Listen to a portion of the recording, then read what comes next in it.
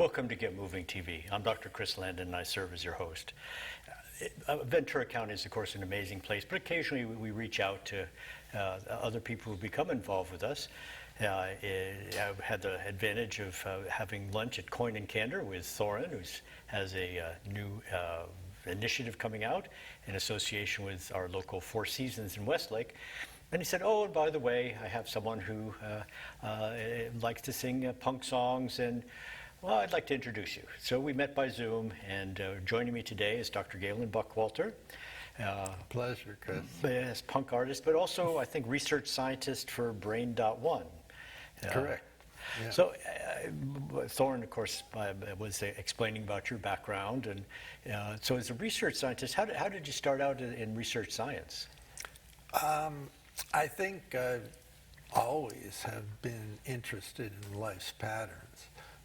Growing up on a farm, you see the cycles of life, and it always fascinated me. And I went through some events, as you can tell, that were a bit outside the norm. I always actually thought I was going to be a farmer myself, but that kind of got taken off the list of possibilities by a spinal cord injury. But long story, going to eventually ending up in grad school and finding statistics and numbers and probability and patterns and the power of being able to analyze data for patterns. Just finally felt like I found my soil. So yeah, I've been a research nerd ever since. So you moved from your Mennonite farmer background and studying farm animals to studying these two bipedal animals and finding probably the behavior's not that different. My dad was very interested in the behavior of gorillas, and and so then he'd apply that to what happened in the office, and he'd see the same kind of things occurring.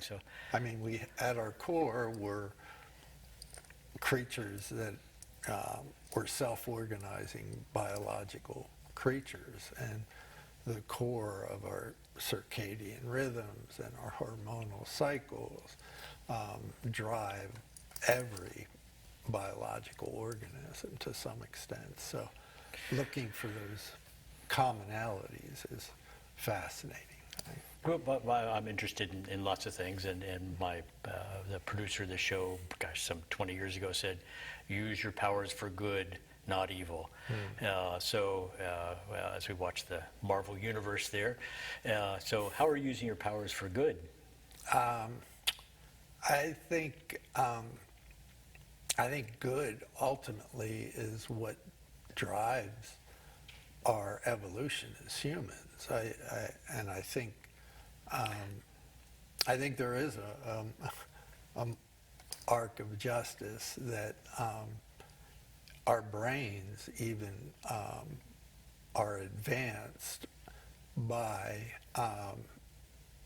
things like compassion and gratitude, that by engaging in a pro-social universe, we're actually, I think that's the cutting edge of our evolution. That's what distinguishes us from the gorillas and, our close primate relatives is our truly compassionate nature.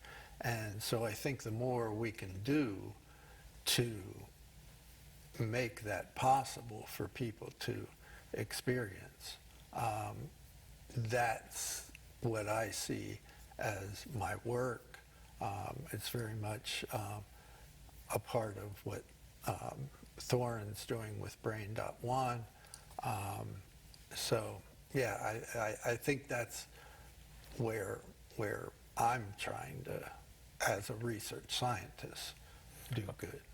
Well, it's at South by Southwest. I hope this year you'll be able to join us out there, or Thorne will. That would be nice. And I met the inventor of reCAPTCHA, that stupid thing to try and get in. And he just said, look, if you do it 4 or 5 times, it doesn't care whether you know the motorcycle from the bus. Really, just it's just make sure you're human. And he had married the woman who went to Congress for talked about Facebook and how much they manipulate you. And so there's the two of them together. We're sitting on a couch, and it was quite the experience, because she's trying to become famous, of course, for doing that, for whatever emotional reason she has. So there's our evil sits there. Some 20 years ago, I went back to the NIH for the Iraqi war dividend because people had arms blown off and the like, and so actually here we can 3D print an arm and make it so you can throw a baseball or ride a bicycle and the like.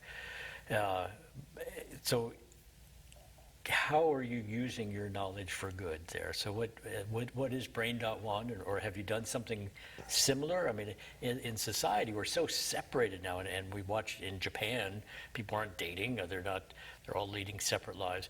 What kind of work have you done to bring people together with your technology and knowledge? Well, I did do the research and wrote the original algorithm for eHarmony.com, which was, I think, the first true effort to use what we call psychometrics, or the ability to quantify latent traits of humans. So our personality, our values, our interests, and we developed a questionnaire that all the people took, and we validated that questionnaire on married couples who also took a marital satisfaction survey. So we built our algorithm based on couples that were most satisfied in marriage. Then when we, singles would come in, we would match them with people that best fit that profile of a long-term satisfied marriage. So that was one tangible effort that I was involved in. I feel quite proud of the work that we did there. There was one large-scale study of outcomes, which at the 7-year mark found that the divorce rate amongst eHarmony couples was about 4%. Among match, it was closer to 8%. But in the wild, as we like to say, it was closer to 11%. So I think, just using some basic common sense in helping people find, at least rule out people that are going to be like oil and, vinegar or oil. It makes a good salad dressing, but yes, oil and water, yes. Water that don't mix. So, I felt very good about that. Was this part of your PhD? So prior, your PhD research was trying to figure out women, which would be, that's anybody's thesis. I think all of us are still trying to figure that out. How did you develop your questionnaires? The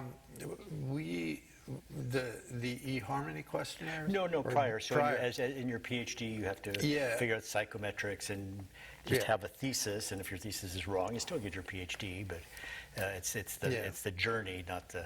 Yeah, very, very much so. Right out of my PhD, I was a research professor at USC, and there I worked in Alzheimer's disease primarily. And that's kind of where I developed some research targeting women, because we actually found cognitive differences between men and women that were surprising, in that among people with dementia, women did worse on verbal skills, whereas in the normal population, women do much better than we do at things like verbal fluency and tasks like recalling names. So that was intriguing, and we ended up, estrogen seems to be a factor in that verbal fluency. So long story short, we ended up looking at whether women with Alzheimer's disease might be less prone to take estrogen replacement therapy. And sure enough, we found a difference. That caught a lot of interest. It ended up, NIH funded an arm of the Women's Health Initiative to look at that, and found no effect. Mm-hmm. So It's fine. that's science. Yes. Exactly what you said. It was a theory that we found some evidence for. Interestingly, it still continues to be debated in a lot of quarters, because estrogen is so clearly has such positive effects on brain development and neuronal growth, even in adults. So it's not entirely a settled question, but it was Yes. part of science. But I ended up getting very interested in estrogen and started thinking of other ways that we could look at the effects of estrogen. So we did the first fairly large study looking at pregnancy and cognition. And initially I went into that study thinking, these women are just loaded with estrogen. It goes up, like exponential levels during pregnancy. But again, this is why you do the research. We found out, what women have been saying forever, that there is a little bit of fogginess during pregnancy. What's come to be called mommy brain, and so we identified that, and we reported that, and it sounds like, we weren't saying, women lose. I mean, it comes back in spades, but it was, we got a lot of calls from women saying, thanks, I didn't know if I was going crazy because I put my car keys in the fridge and, Yes. and the orange juice on beside the door. My nurse at work is pregnant, and it was 9 o'clock at night, and she asked for her husband to make her some more, and he goes, "It's 9 o'clock at night, honey," Yeah. and she started to cry and couldn't stop. I go, okay, we'll talk to Galen about that. Yeah. But now we're going to use our forces for good here. So tell me about Brain.one, and then we'll talk about your skull cap there. Yeah, Brain.one, the brainchild of Thorne Stevens, is attempting to use the power of microhabits for positive human wellness, health, and brain health. There are so many things that we know we can do that are going to make our lives better. We know if we exercise, we know if we, don't, that we eat the right things. It's all been demonstrated. But actually doing these things is a much different story. And what the thesis of Brain.one is that it microhabits, just doing good things, limited amounts You don't need to be exercising, in the gym for an hour to get the benefits of exercise. You can spread it out throughout the day. There may be other things that you can be doing. So it it uses AI to evaluate the scientific literature around these relationships, then looks for the profile, the protocol that's going to be best for each person that signs up, and then works with that person to implement this protocol of positive, beneficial behaviors, ways of thinking, ways of eating, kind of complete lifestyle changes that you can make, in small doses to end up getting the benefit of these really powerful ways of regulating our system.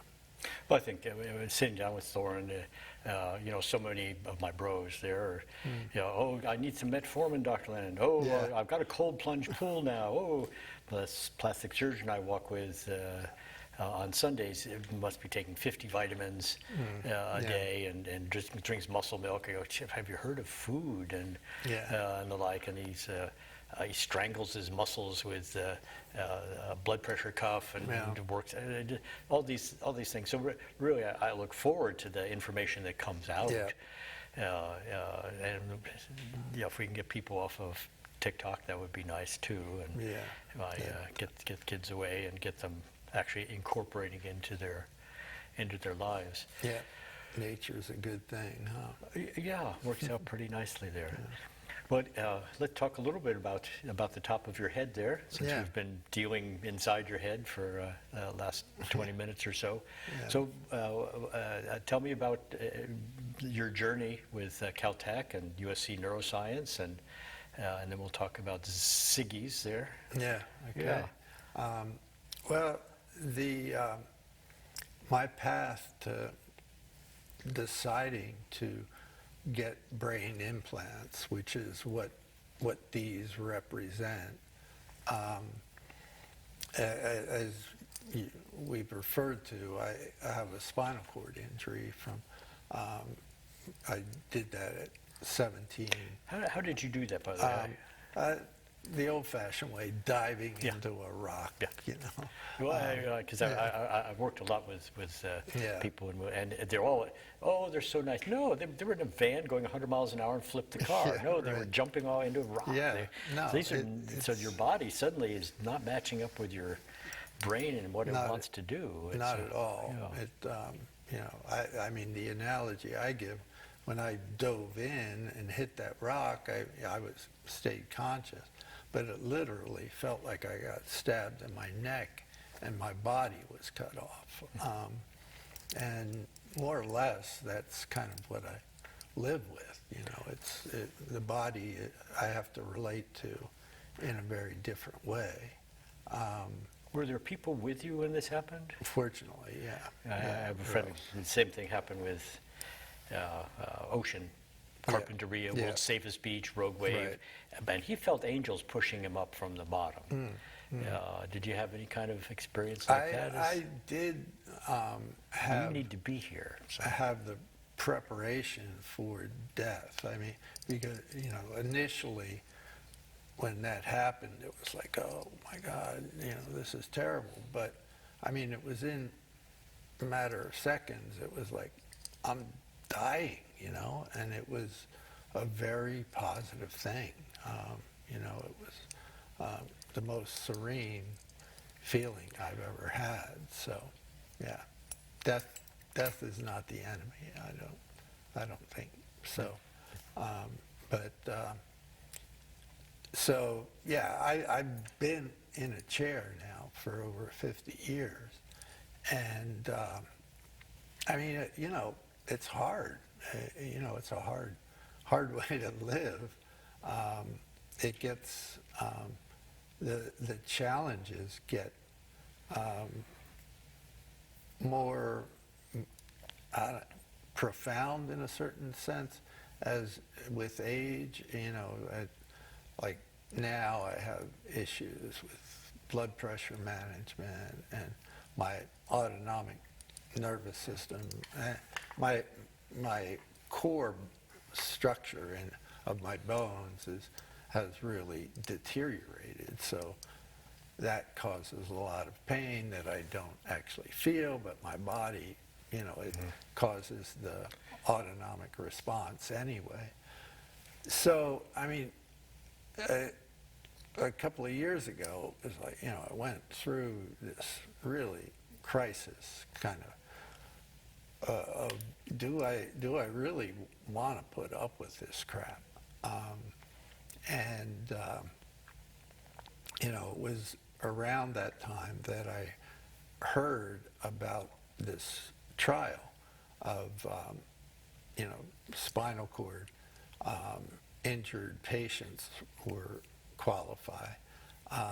And the goal of the Caltech USC collaboration is basically to hack the spinal cord.